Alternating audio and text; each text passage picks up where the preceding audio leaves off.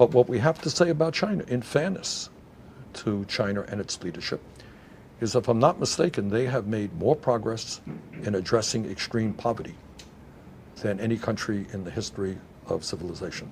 Okay, so they've done a lot of things for their people. To meet the most ambitious goal of the Great Leap Forward, Mao told the Chinese that production of steel had to double in 1 year.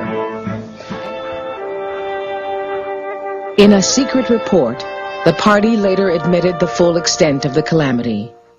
Their own figures showed that over 20 million had died from the famine. It was almost certainly more. The new graves in the burial grounds confirmed that the Great Leap had failed. The noise of gunfire rose from all over the center of Peking. It was unremitting. On the streets leading down to the main road to Tiananmen Square, furious people stared in disbelief at the glow in the sky, listening to the sound of shots.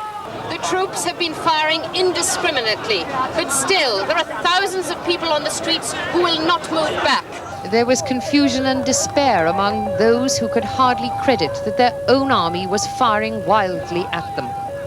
Many were bystanders, perhaps naive about the savagery of the situation. Indeed, it was hard at times to grasp that this army was launching into an unarmed civilian population as if charging into battle. What's your view of China today? Do you believe China represents an existential threat to the American worker? No, I wouldn't use the word existential threat. You know, I think China is a country that is moving, unfortunately, in a more authoritarian way in a number of directions. We would have hoped that they would move toward a more democratic form of government, and moving in the opposite direction. And they are a country that vigorously protects their own interests. But what we have to say about China, in fairness to China and its leadership, is, if I'm not mistaken, they have made more progress in addressing extreme poverty than any country in the history of civilization. Okay, so they've done a lot of things for their people. Their economy now is struggling, but I think it is absolutely possible for us to have a positive working relationship with China. What I said back then and what I believed is that the function of permanent normal trade relations with China was pretty obvious to me.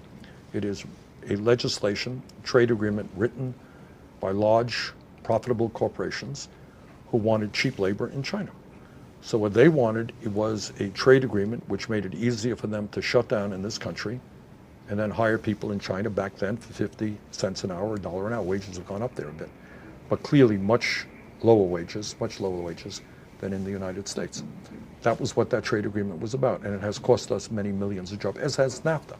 So what I said then and what I say now is trade is extremely important, but you cannot have unfettered free trade written by large corporations and their CEOs. You need trade agreements that are designed to work for working families, for family-based agriculture, not just for the owners of profitable corporations.